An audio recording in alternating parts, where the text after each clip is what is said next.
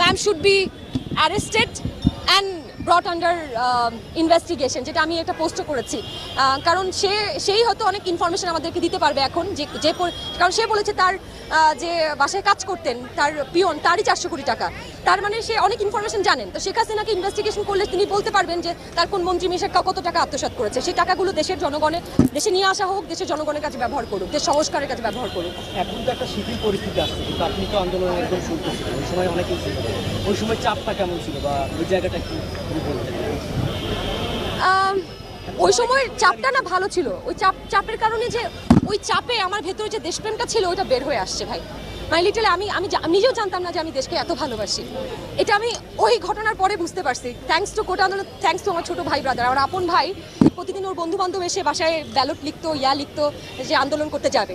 15 তারিখের আগেও আমি তো বুঝতে পারিনি। ওরা দেখলাম যে কোটা আন্দোলন করছে, যে ইউনিভার্সিটি ঝামেলা চলছে।